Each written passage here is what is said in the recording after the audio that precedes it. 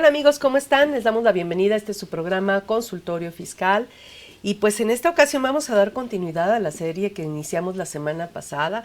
Como ustedes recordarán, hablamos de la diferencia entre copropiedad y el régimen de propiedad en condominio, que pues de alguna manera están muy ligados. Inclusive vimos que en el Código Civil de la Ciudad de México, porque fueron las disposiciones que estuvimos aplicando, por ahí del 951, si no me recuerdo, se hace referencia a que en materia de régimen de propiedad de condominio se tiene que recurrir a la legislación vigente para ese régimen vigente en la Ciudad de México. Pues en esta ocasión, ya que le dimos entrada al régimen de propiedad en condominio, pues vamos a hablar precisamente de la administración desde el punto de vista fiscal de los condominios. En este caso el tema va a ser mitos y realidades en el tratamiento fiscal de los condominios. Créanme que es un tema que inclusive a veces nos cuesta trabajo ponernos de acuerdo a mis compañeros y a mí, y pues bueno, la idea es darles a ustedes una serie de recomendaciones, alertas sobre todo de los problemas en que pueden incurrir y problemas de carácter fiscal por una mala administración de estos condominios, de estos inmuebles que están bajo el régimen de propiedad en condominio.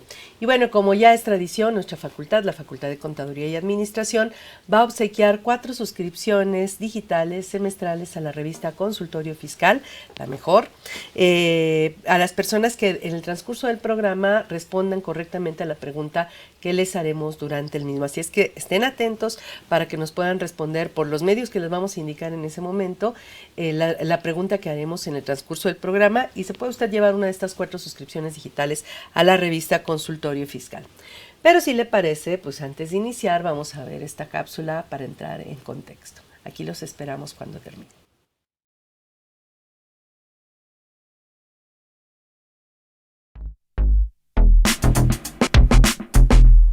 ¿Sabes si lo que te dicen es verdad? Entérate aquí, en Cuentas Claras. Cuentas Claras. Mitos y realidades en el tratamiento fiscal de los condominios.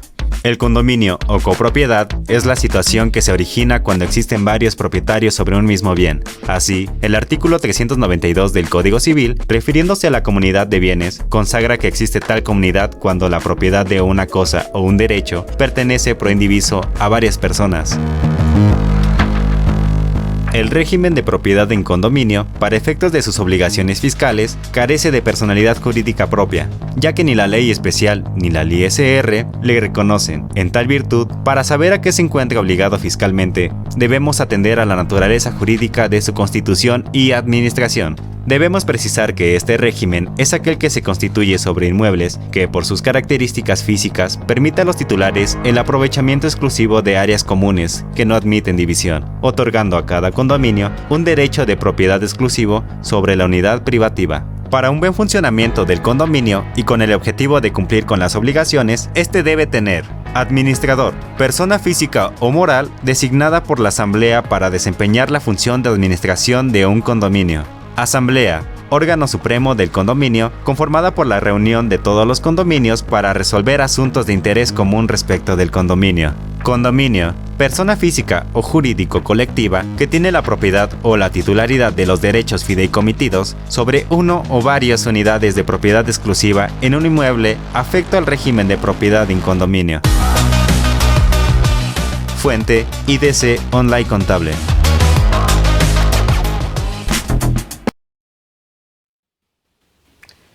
Pues ya estamos de regreso y les voy a presentar a nuestro invitado del día de hoy, a quien le agradecemos enormemente pues su apoyo generoso para la realización de este programa.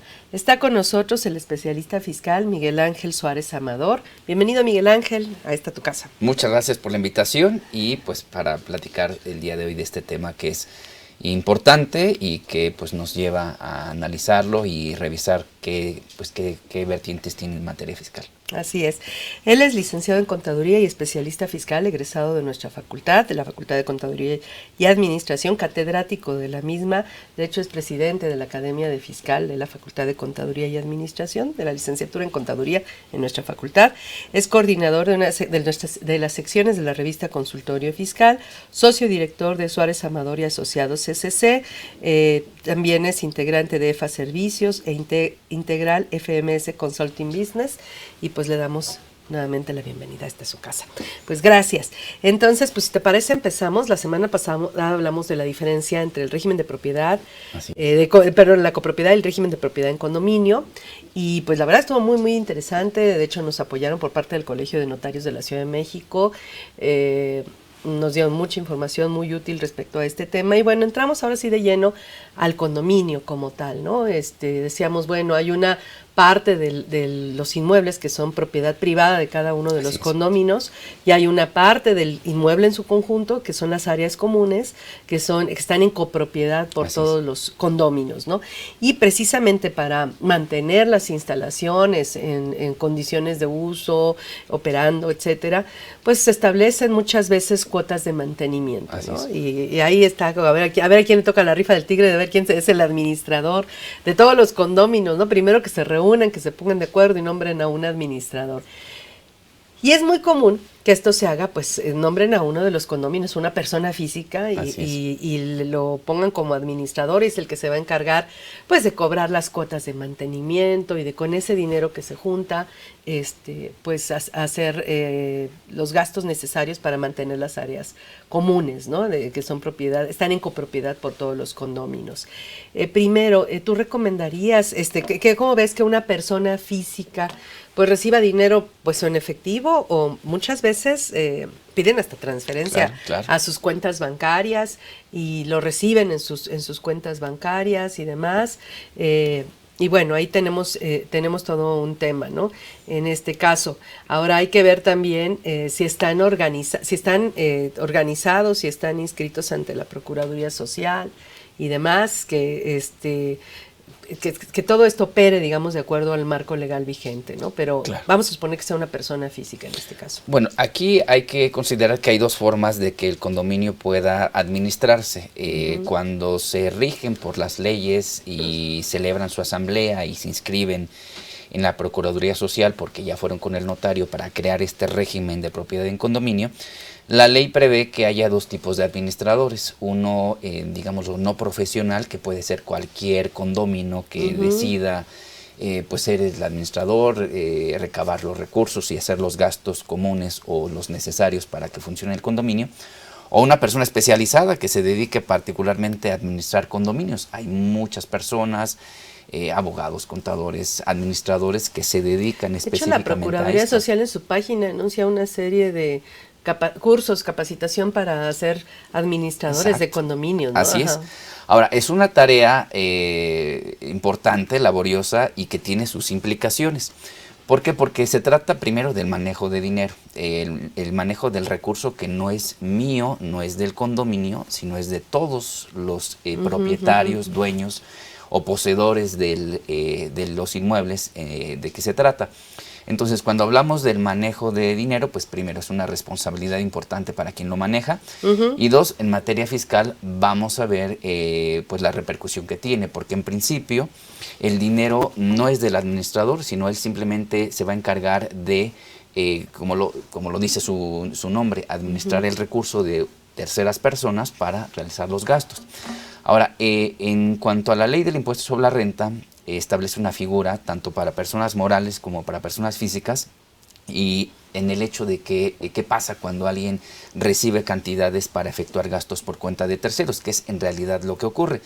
Vamos a imaginar que alguno de los condóminos dice: yo quiero ser el administrador, y entonces comienza a recibir dinero en efectivo y comienza a recibir dinero en transferencias en una cuenta bancaria, ya sea la propia o una que haya decidido abrir específicamente para administrar el condominio, que es lo más recomendable. Y a veces le depositan en efectivo, o él recibe el efectivo y lo deposita en efectivo, ¿no? Sí. El tema es que, por ejemplo, los bancos informan cuando el depósito en efectivo en el mes excede de 15,000 pesos, el banco informa al Servicio de Administración Tributaria respecto de esos movimientos. Vamos a suponer que el condominio es muy grande, más de 50, 100 propiedades, que sean 1,000 pesos o 500 pesos inclusive. Entonces, ¿no? pues una cantidad interesante que puede exceder en el mes los 15,000 pesos. El problema no es que se le informe esto a la autoridad, es decir, quien se dedica a esto, primero, que no tenga temor de que sea informado. Pero lo que sí tiene que saber es cómo tiene que manejar esos recursos y cómo tiene que comprobarlos para que no tenga el problema en materia fiscal. Ellos se van a encargar de recabar ese dinero y hacer los gastos necesarios para que funcione el condominio. Puede ser seguridad, limpieza, jardinería, el pago de la luz o los servicios que recibe el condominio en áreas comunes, porque muchas de las veces sí está bien delimitado todos esos gastos, ¿no? Por ejemplo, la electricidad. Entonces, uno de las reglas que establece la ley del impuesto sobre la renta en el artículo 90 para personas físicas es que cuando alguien realiza gastos por cuenta de otros, debe de solicitar un comprobante a nombre de aquel por cuenta de quien realiza el gasto. Y aquí tenemos un primer detalle. Es un comprobante fiscal. Porque es un comprobante, pero son 100 condóminos. Entonces, yo no puedo pedir, sería prácticamente imposible que yo pida un recibo de la luz por 100 condóminos. Es imposible. Se tiene que pedir a nombre de alguien y es a nombre del administrador. ¿Por qué? Porque él es un representante. Él va a actuar a nombre y por cuenta de los condóminos para hacer los gastos, para ejercer una serie de acciones, incluso legales, para que funcione el condominio. Entonces, si esto no lo hace la persona, es decir, no pide el comprobante a nombre de él, comprobando todos los gastos, entonces vamos a incurrir en un problema, porque la ley establece que cuando no se pide comprobante que cumpla con requisitos, entonces se convierte en un ingreso acumulable para la persona que recibió esa cantidad. Entonces, ese es un primer problema o una situación que tienen que considerar quienes se dedican a esto, ya seas persona física o seas persona moral. Ese sería un primer problema. No es recomendable, o sería, más bien tenemos una alternativa para evitar este riesgo a lo mejor innecesario para uno de los condóminos, ¿no? Y esa alternativa sería que formen una asociación civil para la administración del inmueble bajo el régimen de propiedad en condominio, ¿no? Que sea la siguiente figura.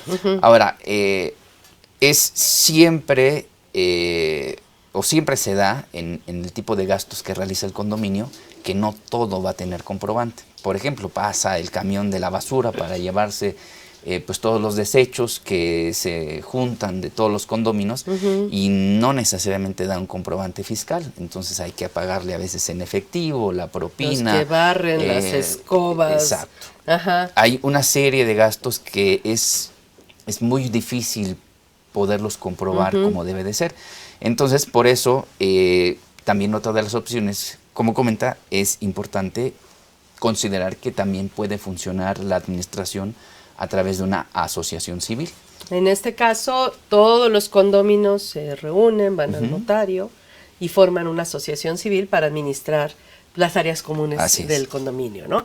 Y en este caso, bueno, esta asociación civil, como un ente jurídico independiente a todas las personas que lo integran, pues va a poder abrir una cuenta bancaria van a poder depositar ahí las cuotas de mantenimiento, desde ahí van a poder sacar el dinero para hacer los gastos de mantenimiento de las áreas comunes. Así es. Y bueno, simplemente cada vez que cambien puede existir un responsable, de hecho va a existir un representante legal, ¿no? Un administrador, pero a través de la asociación. Ya no es en su cuenta personal donde va a recibir el dinero.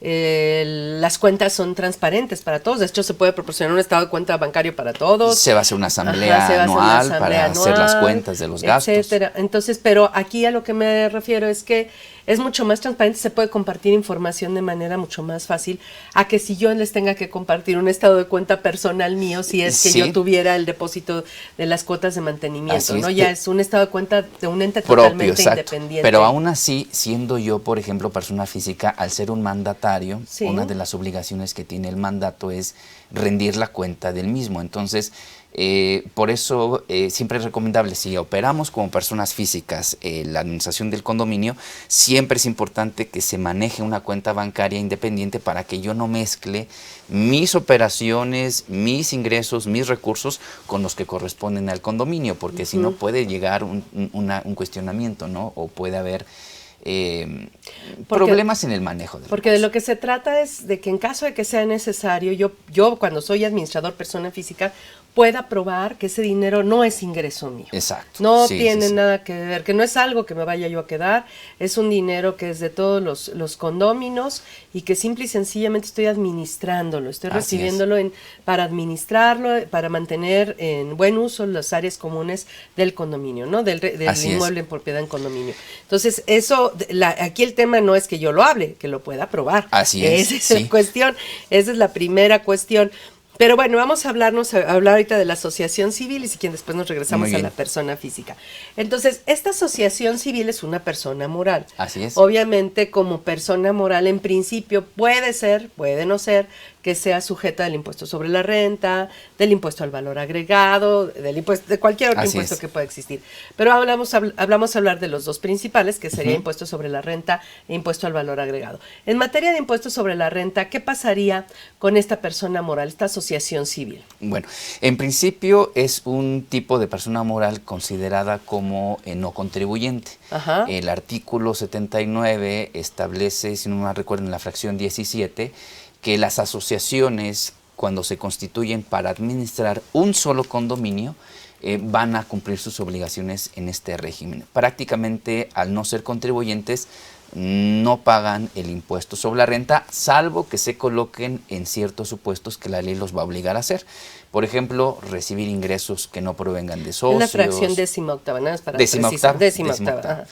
Entonces, pero bueno, una de las reglas que establece este título tercero es que sea una asociación por cada condominio. Así Cuando es. una asociación administra más de un condominio, entonces no puede estar en título 3 y tendrá que irse al título Ajá. segundo. Porque estamos entendiendo que son los condominios Así es. organizados Así es. para juntar el dinero que es de todos, bueno, de los que lo aportaron, y utilizarlo en el mantenimiento de las áreas comunes Así es. de las partes en las cuales son copropietarios, ¿no? Entonces, en este sentido, por eso la ley sí establece que esos son asociaciones civiles de colonos y las asociaciones civiles que se dediquen exclusivamente a la administración de un inmueble de propiedad en un condominio. condominio, ¿no? Porque se entiende que es el dinero de ellos mismos, Exacto. por eso no sería, bueno, vamos al tema de que por qué están en el artículo Así es, 79, ¿qué es lo que dice el artículo 79? A todos los que caen en esa lista del artículo No son 79. contribuyentes, que no van a ser contribuyentes, salvo que se coloquen en los supuestos que establece el penúltimo párrafo del citado artículo. Pero al ser una actividad por parte de la asociación que no tiene fines de lucro o fines económicos, por eso están catalogadas dentro de este título. Es razonable, segundo. ¿no? Es mi dinero, nada Así más es. que acumulado, bueno, es el dinero de los condóminos, pero acumulado dentro de un ente jurídico que utilizamos únicamente para precisamente administrar Así es. ese dinero, pero es el dinero de todos los que Así es. además constituimos esa asociación civil, ¿no? En Así ese es. caso. Entonces, cada vez que, por ejemplo, hay una venta de algún departamento, de alguna casa en un condominio horizontal, pues obviamente se tiene que dar de baja a la Al persona anterior que sale, propietario. que sale, la persona que vendió el inmueble, y se tiene que dar de alta en la asociación civil a la persona que Al nuevo propietario, adquirió el inmueble, al ¿no? nuevo propietario. Al nuevo propietario. Esto se tiene que hacer a través de las asambleas que se celebran a través de la asociación civil, porque en principio no podría formar parte de la misma quienes no sean propietarios de los inmuebles que se están administrando en el condominio. Entonces, prácticamente quienes van a ser socios son los que tienen los derechos de propiedad o en su caso usufructo del inmueble que se está administrando. Ahora hay que nombrar un administrador, Sí. el órgano máximo de administración es la asamblea de los condóminos y hay un comité de vigilancia, ¿no? Sí, este se encarga de que pues todas las reglas que se tienen que seguir se cumplan. Tiene que haber un reglamento, de hecho, en ese Exacto, caso. un reglamento de convivencia, porque hay áreas comunes que, bueno, por naturaleza, pasamos por los pasillos y no hay necesidad de pedir permiso, me toca pasar hoy por el pasillo, ¿Qué mañana. tal que se organizaron una fiesta Es- los de la planta baja y ya Correcto. no paso, ¿no? Pero hay Ajá. áreas que en ciertos condominios sí hay que tener un reglamento de uso, por ejemplo, cuando tienen salones para hacer reuniones sociales o fiestas, ¿no? Es muy común ver que tienen su salón de fiestas y entonces hay que pedir la autorización, hay que pedirlo con tiempo, porque pues el uso del inmueble o de esa parte del inmueble debe de haber un orden respecto de quién lo va a usar o quién lo pidió primero o el tiempo que se va a utilizar. Entre más regulado y organizado esté, pues la convivencia será Siempre, mejor, ¿no? Para siempre, todos, ¿no? siempre. En ese sentido. Pero bueno, entonces se forma esta asociación civil, es una persona que por su naturaleza, la ley del ISR lo incluye en un título tercero, que Así se es. llama de las personas morales con fines no lucrativos, una lista específica, Sí. que únicamente los que cumplen con esos requisitos pueden estar ahí, y estamos hablando de que en principio se les cataloga como no contribuyentes del impuesto sobre la renta, lo cual no resulta ser del todo cierto. Sí, no. Y de hecho ellos pueden caer, la asociación puede caer en un supuesto de los que pagan impuesto. tengan que pagar impuestos. Tenemos, digamos, 3 supuestos de pago de impuesto. El primero sería el que se señala, que es los 2 últimos párrafos del artículo Del 79. ¿Qué es lo que establece esta parte? Por ejemplo, si la asociación en algún momento se le ocurre hacer préstamos a socios integrantes de los que forman parte, se tiene que pagar el impuesto al 35% sobre ese concepto. Tenemos otros 2, las compras no realizadas e indebidamente registradas en su contabilidad, porque tienen que llevar contabilidad. También la detección o esta omisión en el registro o el registro mal realizado provoca el pago del 35%. Y la tercera, que es una muy común que pueden caer, es que Las omisiones de ingresos, ¿no? También faltan, ¿no? las omisiones de ingresos, sí. Y la tercera es la realización de gastos que no sean deducibles para efectos del impuesto sobre la renta. Si la asociación civil no es contribuyente del impuesto por regla general, pues sería, o sea, no importa que tenga, suponiendo que las tenga utilidades, que aquí vamos a hablar si realmente hay utilidades Sí, o no, sí, ¿no? sí. Lo que importa aquí, porque finalmente pues no necesitan inventar compras, no necesitan No. omitir ingresos, y pues ya sería absurdo que le prestaran dinero a uno de los condóminos o de los socios, integrantes o familiares, porque los colocaría automáticamente en el supuesto de pagar impuestos. O sea, Sí. esas 3 como que de plano si las realizamos ya nos estamos poniendo así en bandeja de plata, así como Sí, cóbrame, ¿no? Ya sería un caso muy extremo el que lo De mala realicen. administración Así es. principalmente, ¿no? Entonces está prohibido hacer préstamos a los integrantes, condóminos, socios, cónyuges, ascendientes o descendientes. Y si lo hacen, van a tener que pagar impuesto, ahorita lo vamos a ver. 35. Está prohibido omitir ingresos, está prohibido hacer compras, poner compras no realizadas e indebidamente registradas. La compra de facturas los colocarían también. pagar un 30, bueno, ahorita vamos a hablar del además el impuesto, delito, ¿no? Y además aparte el del delito, ¿no? Y todo lo demás, ¿no? Y tenemos una cuarta que creo que es la más importante, que a veces es inevitable, ¿no? ¿Cuál sería? Se refiere a la de los comprobantes. A los no deducibles. A los no deducibles. Bueno, cuando una persona moral del título tercero realiza erogaciones y estas no son deducibles, entonces también se tiene que pagar el 35% sobre este concepto. Entonces es también algo muy recurrente, ¿no? Gastos que no sean deducibles para efectos del impuesto sobre la renta, incluso aunque no deduzcan, porque este tipo de sociedades no deducen. Ahí vamos a ver esta parte. Bueno, es que esa es una parte muy importante, porque cuáles son la lista de los... primero, cuáles son los no deducibles y cuáles son los gastos sin requisitos fiscales. ¿Son lo mismo? No, los conceptos que no son deducibles yo los veo como prohibiciones que establece la ley. Hay un catálogo en el artículo 28 de la ley que nos dice específicamente lo que está prohibido deducir. Entonces, son conceptos que están explícitamente prohibidos deducir. Hay gastos que ¿Puedo no se... tener comprobante? ¿Puedo Sí, haberlo sí, hecho sí, con sí, sí. transferencia electrónica de fondos? El comprobante tarjeta? con todos los requisitos Perfecto. fiscales. Y si la ley dice esto no es deducible, pues no es deducible. Porque está prohibido. Por Porque ejemplo, está casas de recreo. O sea, no es que no pueda realizar el gasto, simplemente está prohibida su Exacto. deducción, ¿no? Esto es algo bien importante porque a veces nosotros o muchos contribuyentes ven las reglas fiscales como prohibiciones, pero en realidad no son prohibiciones, sino son consecuencias a lo que hacemos. Por ejemplo, hay donativos que no son deducibles. Bueno, hay algunas que sí son prohibiciones, ¿no? Pero no en este caso. Puede ser, pero hay algunas que, por ejemplo, se conciben como prohibiciones. Un ejemplo rapidísimo, los donativos. Hay quienes yo he escuchado que dicen, es que está prohibido hacer donativos a quienes no son autorizadas.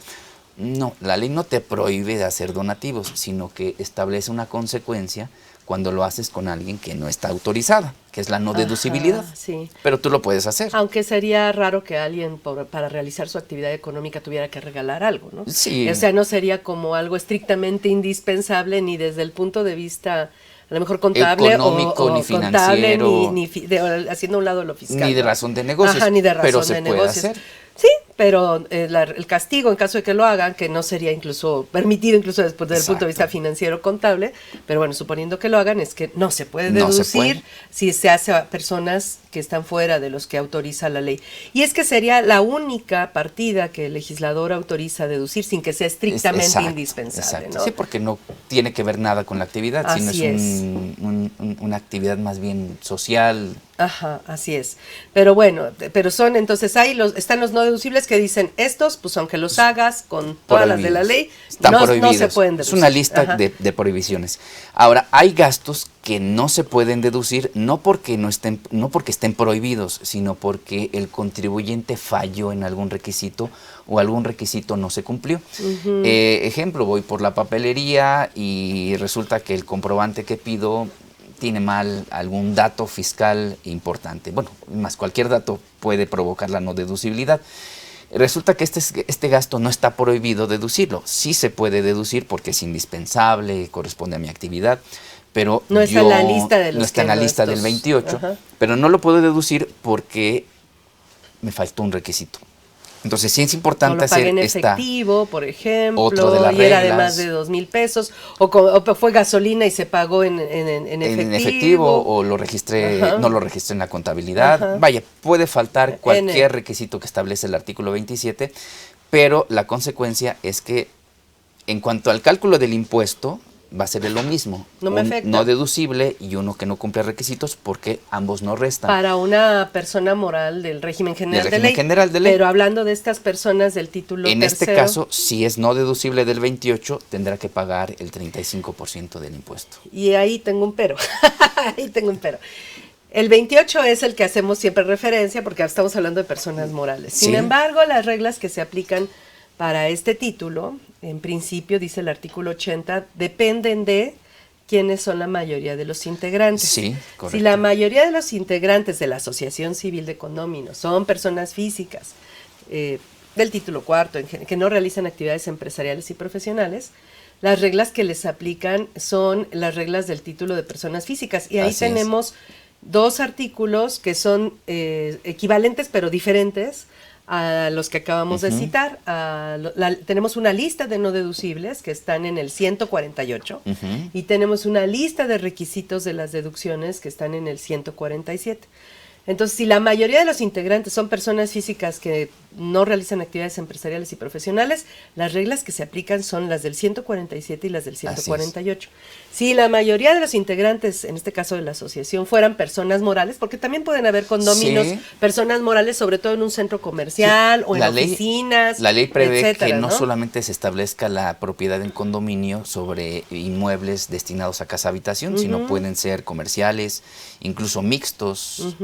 Entonces en este caso, hablando, por ejemplo, de una plaza, un centro comercial que está en el régimen de propiedad en condominio también, pudiera haber personas morales, y si la mayoría son personas morales del título 2 del o sea, las que sí tienen lucro, etcétera, entonces en ese caso las reglas sí son las del 27 y las del 28. Así es. Y si la mayoría de los integrantes son personas físicas con actividades empresariales o servicios profesionales, también las reglas son del 27 y del 28. Y es muy importante, porque, por ejemplo, basta citar un ejemplo, el caso de las gasolinas. El caso de las gasolinas, en el artículo 27, por ejemplo, que ahorita voy a referir al 27, dice que se tienen que pagar con medios electrónicos de pago, tarjetas, transferencias, etcétera. Y cualquiera sin importar el monto. En cambio, en el 147, ahí no hace esa distinción. Sí, no ahí dice solo arriba de 2,000 pesos, pagas con cheque nominativo, para bono en cuenta, etcétera. Entonces, he ahí una gran diferencia para los requisitos, por ejemplo, de las deducciones. Sí. Y para los no deducibles, y esto fue un caso que se dio cuando se abrogó la ley anterior y se creó esta nueva ley. y se incluyó el 28 fracción trigésima, el de que no son deducibles los ingresos exentos de los trabajadores, okay, los pagos a los trabajadores que estén exentos del ISR no son deducibles entre un 47 y un 53%. Esa disposición solo viene en el 28, no viene en el 148. Ese punto, por ejemplo, cuando vino esta reforma en 2014, me acuerdo que hubo aquí una reunión en la UNAM, en la facultad, con las universidades públicas que estaban, muy preocupadas porque de dónde iban a sacar el presupuesto, que son personas morales con fines no lucrativos, para pagar el ISR de los gastos no deducibles que se generaban del pago de ingresos exentos del pago del ISR a sus trabajadores, que tienen un montón de ingresos no sujetos al pago del ISR. Cuando no aplicaba, ¿por qué? Pues porque no les aplica esa lista de no deducibles del 28, les aplica las del 148. Y esa condición, esa no deducible, no viene en el 148. Para ellos no era un concepto para no deducible. Para ellos no era un concepto que diera su base de impuesto para estos casos. Pero bueno, entonces, solo son los no deducibles. Puede ser la lista del 148, que es la que generalmente le aplicará, y eventualmente la del 28. Sí, dependiendo de los integrantes. De la mayoría de los integrantes. Y entonces, ¿qué pasa si incurren en estas 4 conductas? Ingresos omitidos, compras no realizadas, préstamos a socios o integrantes o no deducibles. Bueno, la cantidad que se haya prestado, que se haya registrado indebidamente o se haya omitido en ingresos o el concepto que no haya sido deducible. La ley obliga a que se pague el 35% sobre ese concepto. Lo señala como se aplicará la tasa máxima de la tarifa establecida en la ley. Entonces es la tasa máxima, el 35%, y se entera en el mes de febrero. Me tocó ver alguna ocasión que alguien decía, bueno, ¿cuánto es el gasto? No sé, el gasto no deducible, 10,000 pesos. Aplicaban la tarifa de personas físicas y veían cuál era la tasa máxima del renglón de los 10,000 pesos. Yo no estoy de acuerdo, yo también coincidiría que sería siempre el 35%. Sí, es directo, es como en el ejemplo también a lo que se le retiene a los administradores, comisarios, gerentes generales, por ese emolumento que reciben de personas morales. La ley también establece la misma regla. Se aplicará la tasa máxima establecida en la tarifa del artículo, en este caso, 152. ¿no? Entonces, a mí no me queda lugar a dudas que es el 35%. Yo también estaría de acuerdo en eso, pero sí incluso lo he llegado a ver. Incluso el formato lo calcula automáticamente. Pero sí lo he llegado a ver en esos casos. Pero bueno, vamos a hacer una pausa. Regresando, tienen que mantenerse más pendientes porque vamos a hacer la pregunta para que obtenga la suscripción gratuita a nuestra revista digital en forma semestral. Continúe con nosotros.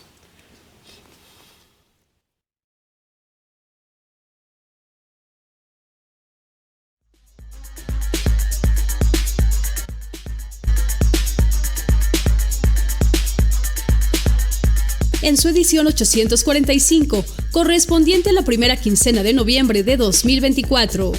Consultorio Fiscal, como siempre, contiene interesantes artículos de corte fiscal, jurídico, laboral, contable financiero y de prevención de lavado de dinero, analizando particularidades de emisión y cancelación, requerimientos y procesos prioritarios de los FDI. Salvador Rotter Aubanel y Alma Fernanda Rotter Zárraga centran el estudio que nos presentan en el mecanismo para la conciliación con terceros a través del portal del SAT. A la par, Juan Carlos Victorio Domínguez nos habla de todo lo necesario para una preparación oportuna y con todos los posibles beneficios, del cierre fiscal de personas físicas con actividades empresariales y profesionales. Mientras que Imelda Vázquez Márquez nos pone al tanto de las principales novedades y reformas a las Reglas Generales de Comercio Exterior 2024, tras la publicación de su segunda resolución de modificaciones.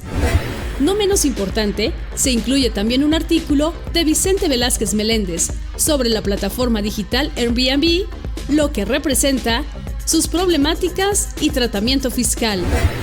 Además, encontraremos una calaverita fiscal, muy acorde a la época y a la reforma fiscal que se acerca, y una gran cantidad de artículos con temas como las posibilidades e implicaciones que tendría la fiscalización de las drogas en México, el proceso de inscripción al RFC de personas morales de manera presencial, la deducción de la prestación de servicios, como el nuevo criterio no vinculativo correspondiente, los lineamientos del buzón IMSS, el Tribunal Federal de Justicia Administrativa y las erogaciones estrictamente indispensables, el beneficio fiscal del pago en parcialidades o diferido, la simplificación del trámite para obtener la constancia de situación fiscal. Y como cada quincena, las principales disposiciones del Diario Oficial de la Federación. Todo esto en el número 845 de Consultorio Fiscal. Suscripciones a través de la tienda electrónica publishing.fca.unam.mx o en la revista electrónica consultoriofiscal.unam.mx.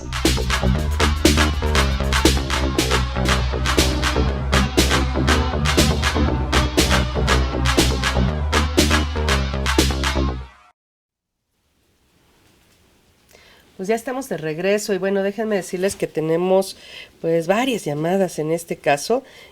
Tenemos llamada, bueno, y saludos de Teotihuacán, de Ana Laura, Verónica Carpio, Hernán Emiliano, Maripaz B, Pepe Gómez, Reyes Carlos, desde Oaxaca, gracias por escucharnos y vernos desde el interior de la República.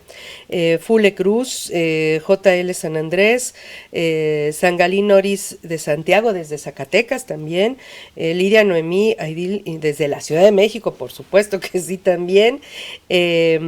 Tenemos también, estos ya están todos. Tenemos también de Marc Lara, de Isela Castro, de José Leri Jerónimo Martín, desde Tapachula también, bienvenidos, gracias. Cruz Hernández, tenemos una pregunta de Jordi Montiel, que además nos envía saludos. Dice, ¿el administrador puede cobrar por sus servicios? ¿Por ese cobro puede generarse la subordinación ante la asociación civil y por ende la inscripción ante el IMSS del administrador, que es representante legal? No, primero sí puede recibir, tiene derecho, todo el derecho de recibir una remuneración por ese trabajo que realiza, también lo puede hacer gratuitamente, pero sí puede. No hay subordinación porque él es un mandatario, es una persona que está actuando por cuenta de otros y entonces no va a existir subordinación. Él por contrato, por el mandato que realiza por esa administración, se va a obligar a hacer a todo lo que hace, no lo va a hacer de manera subordinada, entonces es totalmente independiente. Bueno, también tenemos saludos de Froilán Ramón, de Felipe Hernández Velázquez, de Vero Aparicio. Dice, el tema con CFE es que el recibo está a nombre de la constructora, no del condominio, y el condominio no cuenta con CFDI. También tenemos saludos de Maribel Vázquez Frasco.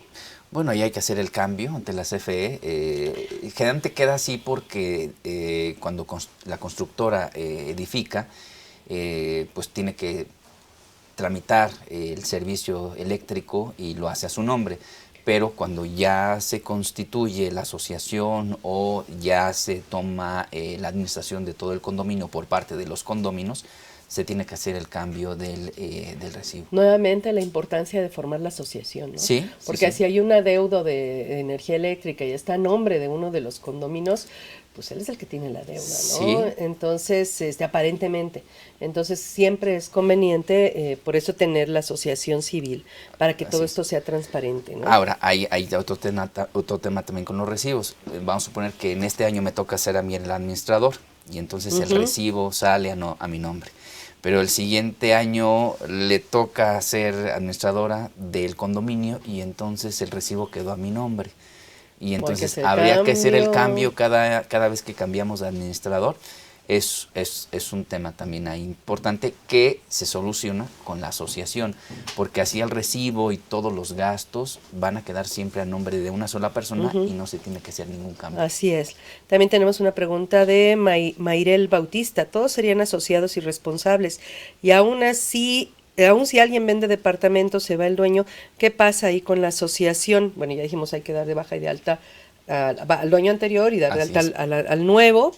Y bueno, la semana pasada hablábamos de que en un momento dado, si hay venta de un inmueble y hay un adeudo de cuotas de mantenimiento, se lo pueden cobrar al nuevo dueño en un momento determinado. Inclusive hablaban de que se podía vender el inmueble para liquidar el adeudo de las cuotas de mantenimiento, que era un juicio de carácter civil, que eso fue lo que mencionó nuestro invitado de la semana pasada, ¿no? Sí, porque hay quienes no lo pagan, pero también es importante que quienes adquieren inmuebles se aseguren de que el mismo no tenga adeudos. Así es. Porque, bueno, es una de las tareas que incluso los notarios realizan para poder hacer la transmisión de la propiedad o celebrar el contrato ante ellos, ¿no? Entonces sí es importante, adquiero un inmueble, tengo que asegurarme que no solamente esté pagado la luz, el teléfono, el predial, sino también las cuotas de mantenimiento, porque si no, en su caso, yo las voy a tener que absorber. Así es. Bueno, vamos entonces a hacer la pregunta, si te parece, para que obtengan una suscripción digital semestral a la revista Consultorio Fiscal.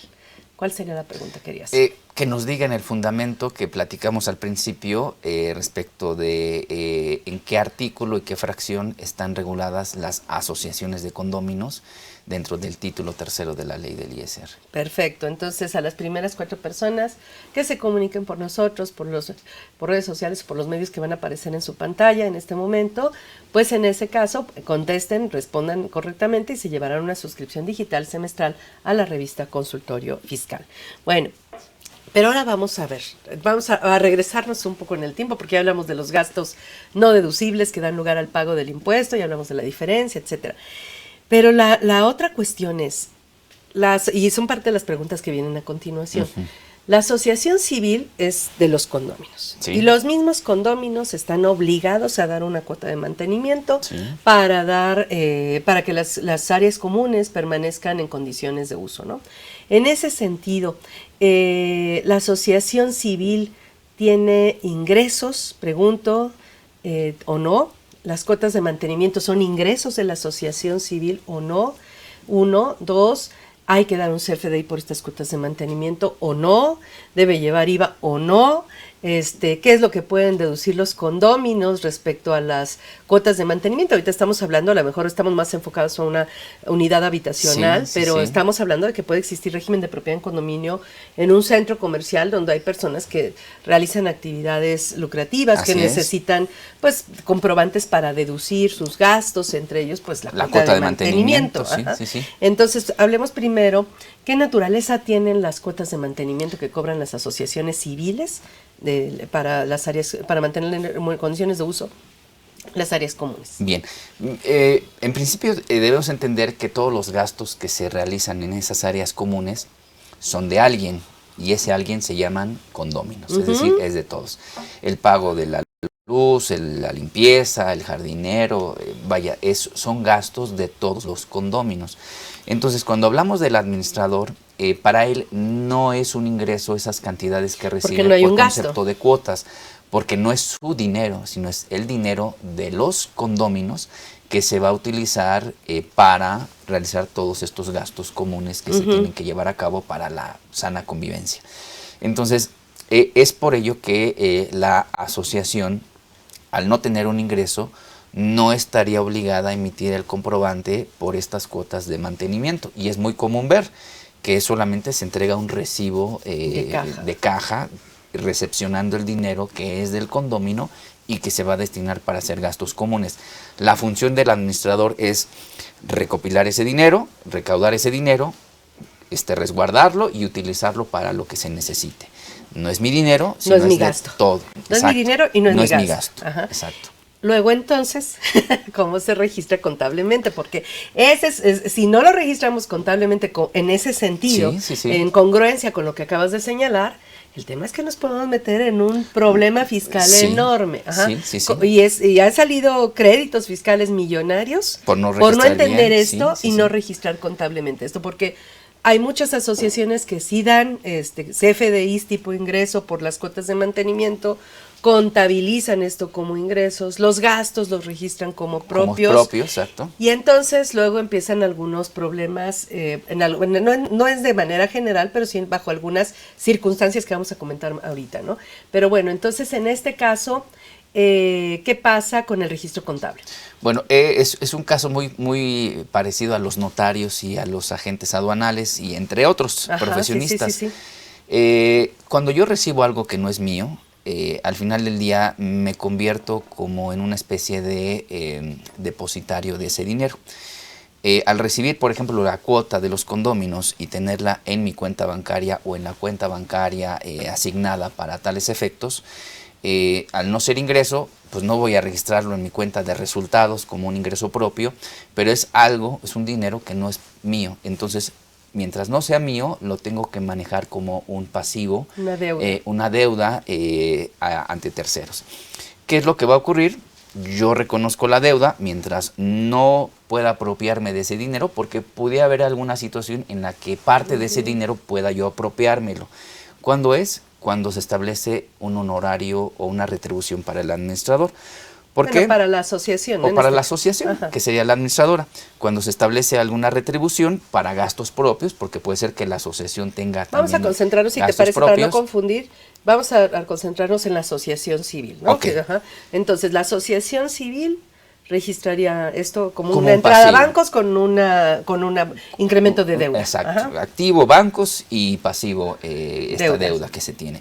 Cuando se realizan los gastos, lo único que se va a hacer es cancelar el banco, porque va a salir del banco, de la cuenta de la caja, el recurso, y voy a cancelar conforme voy haciendo los gastos el pasivo. Yo pediría, bueno, obviamente tenemos que pedir los CFDIs, ahí sí, a nombre de los CFDIs de los gastos. Así cuando es. se puede obtener un CFDI, sí se tienen que solicitar a nombre de la Asociación de Condóminos, de la unidad AC, ¿no? Así, ahí, en este caso, suponiendo que este es el nombre que le pusimos, ¿no? Entonces, en ese caso se pide el CFDI.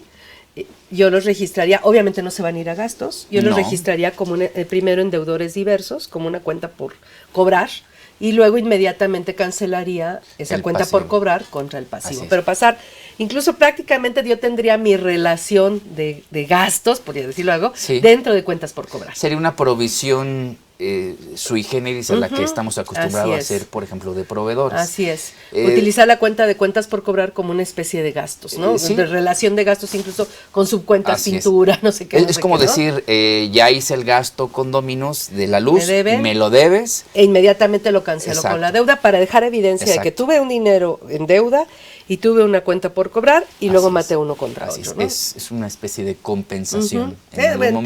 En contable, ¿no? Es la aplicación contable. Por eso es como una especie de compensación.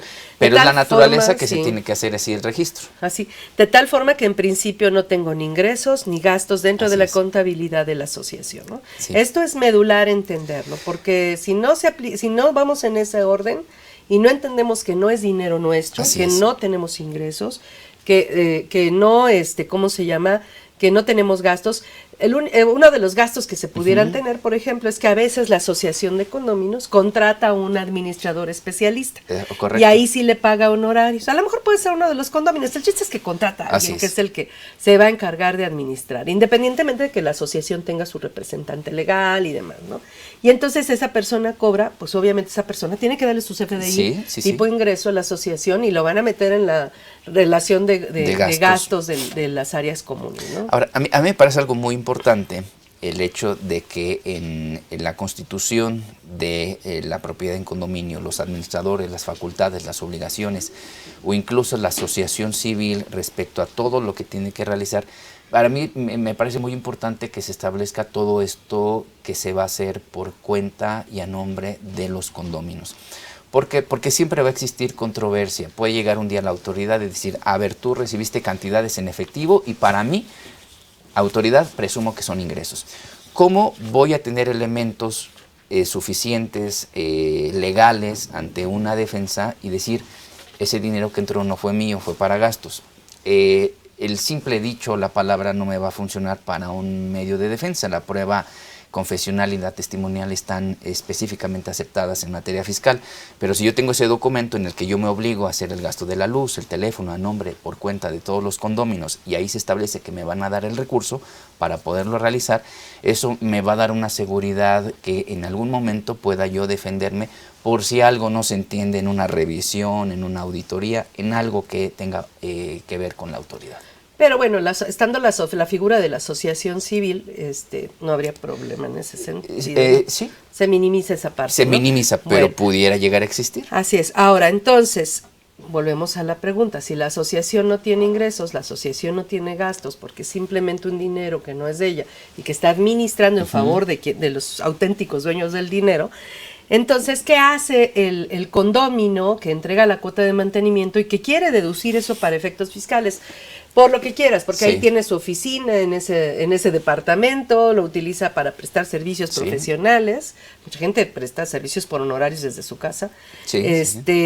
O estamos hablando de un condominio, de un centro comercial, por ejemplo. O de oficinas. O de oficinas, o un edificio de oficinas.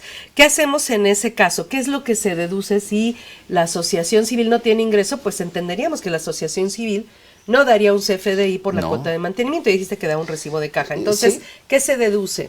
No se va a deducir ese recibo de caja, porque el recibo de caja nada más es el comprobante de que la asociación o el administrador recibió mi dinero para que se puedan hacer los gastos.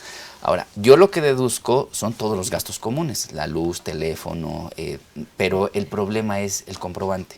Yo no voy a tener un comprobante a mi nombre de la luz o de la partecito de luz.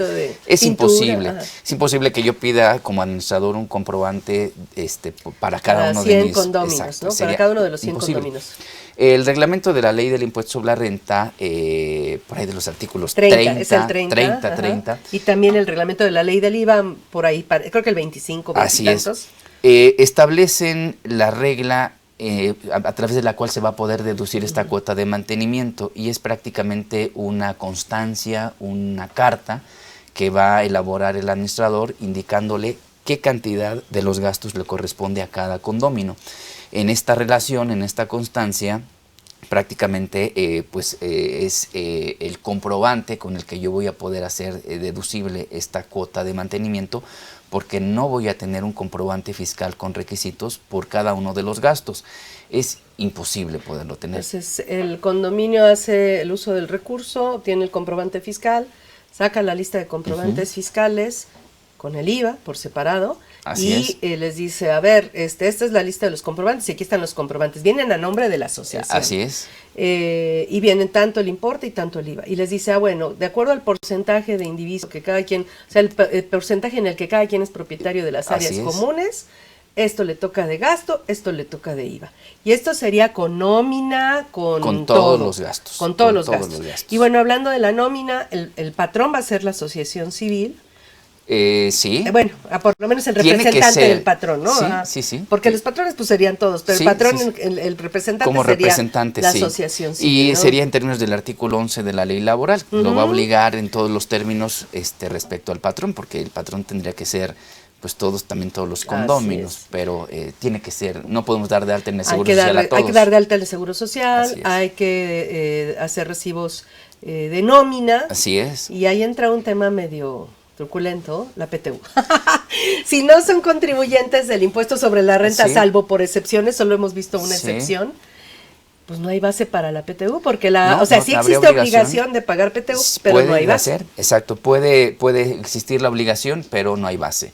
Salvo que tengan base de pago de ISR. Si hay base de pago de ISR, sí hay base de pago. Exacto. Si tuvieran ingresos por actividades distintas a lo que corresponde su administración, no sé, vamos a suponer que la asociación se le ocurre hacer una kermés y de ahí obtuvo recursos o hizo alguna otra actividad de la que obtuvo ingresos que no están considerados dentro del título 3, recordemos que va a tener que aplicar reglas del título 2 y va a tener que calcular el impuesto sobre la renta, ingresos menos deducciones, y sobre esa base ahorita vamos a esa parte, sí tendría que generar PTU. Pero bueno, si hubiera una base de ISR, hay base de PTU. Sí, correcto.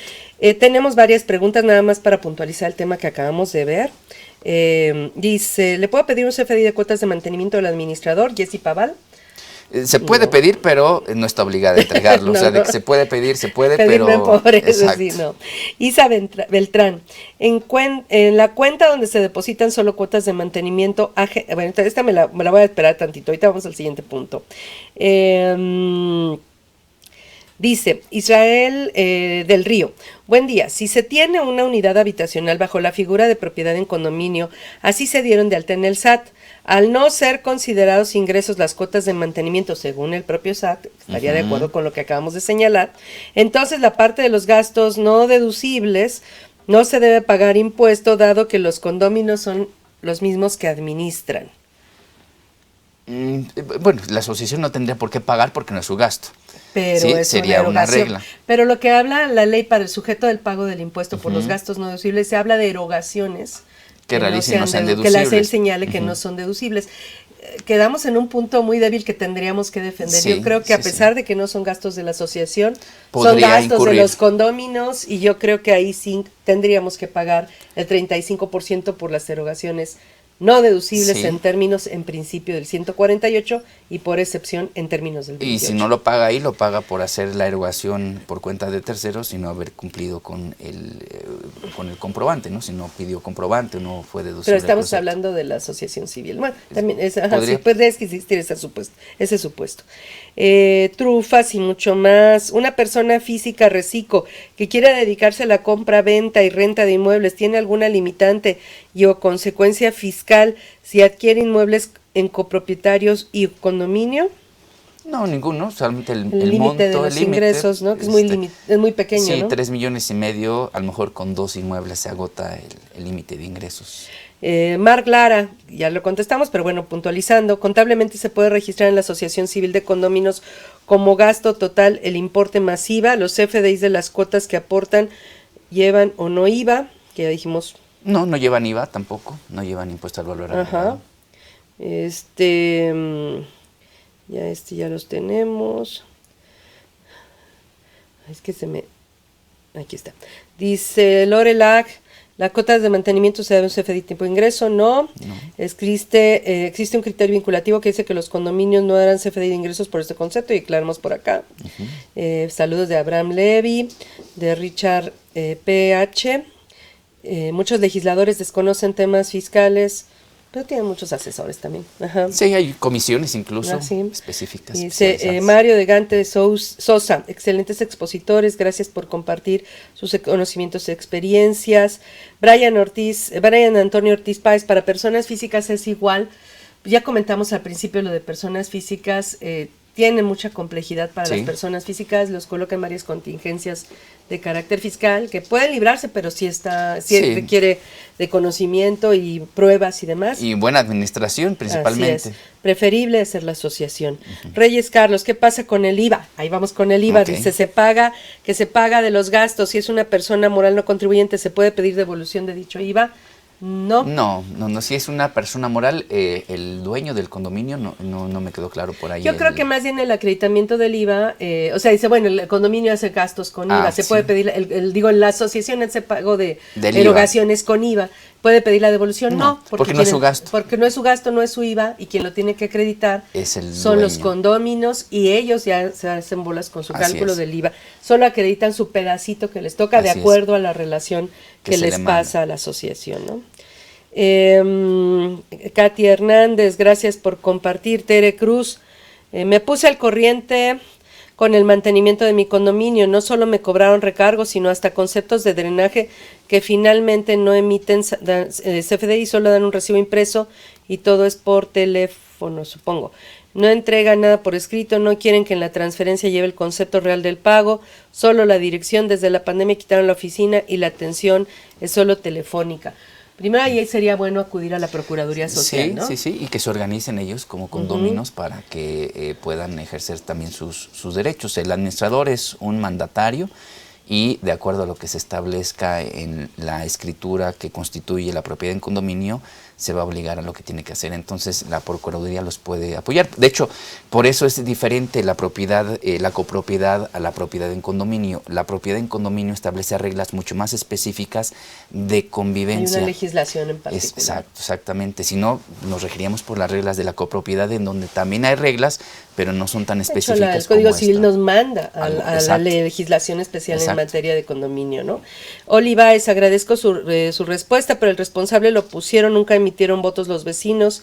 Como nadie les pide cuentas, pues hacen lo que quieren. Creo que solo soy inconforme, yo la inconforme. Pues tendría que acudir a la Procuraduría Social. Y bueno, tiene que haber un comité de vigilancia y a ellos les puede pedir cuentas, pero yo creo que lo mejor sería que se auxiliara por la Procuraduría Social. Le estoy hablando de un órgano de gobierno de la Ciudad de México, pero debe haber un equivalente en cada entidad federativa, ¿no? ¿Y cómo puedo denunciar ya que no entregan CFDI teniendo la obligación? Es una bueno, ya dijimos que en realidad no está obligada a dar CFDIs la asociación civil. En realidad lo que procede es una relación de gastos. Que sería el comprobante para deducir y acreditar el IVA. Ahora, recomendación, no me dan esta relación de gastos que me va a servir para deducir o acreditar fiscalmente. pudiéramos ocupar la regla 27116, si no me equivoco, la de que resuelve conflictos en materia de expedición de comprobantes, para ver si la autoridad pudiera intervenir y que se entregara este documento, que al final del día, exacto, el mecanismo de conciliación, para provocar que nos entreguen este documento, porque también es importante que yo deduzca las cuotas de mantenimiento, es mi derecho, y si no me dan este documento, yo no lo puedo deducir. Pues tengo dos posibilidades, por un lado, la Procuraduría Social. Para el tema civil. Para el tema civil, y por el otro lado, para el tema fiscal, los mecanismos de conciliación o de quejas y denuncias ante el SAT, ¿no? Que eso también procedería en este caso. Bueno, entonces que nos queda claro que no hay ingresos, no hay gastos, no hay CFDIs por las cuotas de mantenimiento. No. Lo que se deduce pues son los comprobantes, el registro contable es muy importante. Sí. Ajá. Ya vimos un supuesto de pago de impuesto por las erogaciones no deducibles y vamos a otro supuesto de pago de impuesto. Cuando le enajenamos bienes o le prestamos servicios a no miembros en más de un 5%, ¿no? Ahí la persona moral se convertiría en híbrida y entonces la parte que calificara como esta se iría a título 2, al régimen general de ley, como cualquier empresa, con todo lo que implica eso. Y la otra parte se quedaría como no sujeta al pago del impuesto en el título 3. Pero la primera 5%. Pregunta es ingresos por servicios o por enajenación de bienes a terceros. Distintos del activo fijo. Ajá. Puede ser, no sé, puede ser que la asociación de repente se le ocurre poner ahí en la entrada un stand con souvenirs, ¿no? Y vende ahí recuerditos. Ajá. O no sé, imaginando algún punto. Sí, una kermés, por ejemplo, no sé. Kermés. Pero ahí el punto es, ¿realmente sería ingreso de la asociación o los condominios? Porque estaría usando las áreas comunes del inmueble, que no son de su propiedad. Yo lo veo como una actividad. Llega con su producto y la asociación comienza a vender cosas que para generar ingresos. Déjame decirte que hace años me hicieron una consulta, te voy a decir la respuesta que di, fue un centro comercial. Todo este tema del condominio, la asociación, etcétera. Pero bueno, resulta que había una parte de las áreas comunes, el estacionamiento, que lo tenían concesionado y obviamente recibían ingresos por rentas de espacios. En una plaza, pues los stands y eso donde venden los espacios comunes, los puestos ambulantes y demás, ¿no? Semifijos y demás. Las islas, se me fue el nombre, las islas, ¿no? Entonces, obviamente, por todo eso obtenían rentas. Sí. Bueno, rentas por estos espacios de los pasillos y por la concesión que se hizo del estacionamiento. Y entonces, aparentemente, se habían colocado en este supuesto de obtener ingresos. Fíjate, la ley solo habla de ingresos por enajenación de bienes o prestación de servicios. Sí, no habla de uso-goce. Sí, primero se les fue, eso no está. Entonces, exacto. Si es uso-goce, no pues entraría aunque lo tuvieran, no entraría, sí. ¿no? Número uno. Entonces, la renta de las islas está, suponiendo que fue un espacio físico definido, ahora, suponiendo sin fuera, conceder. ¿no? Ajá, ahora, el otro tema de la concesión del estacionamiento, pues dices, bueno, vamos a suponer que es un ingreso por servicio, que es un ingreso, ¿no? De lo que si estuvieras aceptado en esa parte. Pero ¿de quién es el ingreso? ¿De quién no es de la asociación civil. No es de la asociación civil. Volvemos al tema, es que los condóminos otorgaron estuvieron de acuerdo en otorgar el uso para obtener un ingreso adicional para abatir o disminuir el costo de mantenimiento de las áreas comunes. Habría un problema de emisión de comprobantes porque el ingreso sería de los condóminos. Sí, pero quizás se podría resolver con el comprobante por cuenta de terceros, ¿no? Lo pudiera emitir la asociación a nombre de los condóminos. Pero para mí, me queda muy claro que el ingreso no es de la asociación, porque ella no es la dueña o propietaria de esa área común, sino es de todos los copropietarios o todos los condueños, ¿no? Ajá. Hay dos respuestas correctas, porque tienen que estar completas. No nada más es el artículo, sino también la fracción. Verónica Aporiero Contreras es una de las respuestas correctas, y hay otra respuesta correcta en redes también, ahorita no tengo el nombre, pero serían que tuvieran las dos las dos disposiciones. Pero bueno, entonces te decía yo, en ese caso sería que emitieran los comprobantes por cuenta de terceros, Así por es. las rentas, pero no habría ingreso para la asociación. No es de ella. Es que es muy difícil que tuviera ingresos propios. Sí, sería ya un caso muy extremo. Por eso ponía el ejemplo de que pone ahí un stand y se pone a vender recuerditos. Afuera del condominio, fuera de las áreas comunes, ahí sí te lo aceptarías, así sería de la asociación. Vamos a suponer que lo hace, ese ingreso es de la asociación y entonces tiene que pagar impuesto como si fuera. Si incurre, si rebasa el 5%, bueno, es que ahí sería todo, porque si rebasa el 5%, pero es que no habría ingresos como referencia, sería ese y nada más el ingreso. Sí, bueno, pues estaría dentro de, correcto, sí. Entonces, en todo caso que pagaría es el 30% siempre excedería el 5%. sobre eso, ¿no? Sí, Ajá. Sí. Y bueno, el otro caso que me obliga a pagar impuesto, ya para concluir, sería vender bienes, tener intereses o premios. Pero pues en todo caso sería por los intereses, pues el banco no va a distinguir, les va a retener el impuesto y concluye. Bueno, y si fuera interés, como el dinero no es mío, entonces el interés también es de los condóminos. Es un ingreso de los condóminos en ese caso. Pero en su caso que puede darse el caso, y les van a retener el impuesto. Así es. Tú les dirías a los condóminos, acumula ese interés y acredita esa parte del impuesto a retener. Pues lo tendrían que hacer en estricto sentido. Es como un recurso que está en un fondo para este fondo de ahorro de trabajadores, que no lo es, pero es algo muy parecido. Pues sería importante considerar eso. Pues se nos acabó el tiempo, nos faltaron algunos temas, pero bueno, creo que estuvo muy interesante y muy completo. Nuevamente, gracias. No, a usted, maestra. Y les recordamos que la próxima semana tenemos la declaración informativa del REPSE al IMSS como tema de la próxima semana. Tiene una cita con nosotros, aquí los esperamos. Gracias.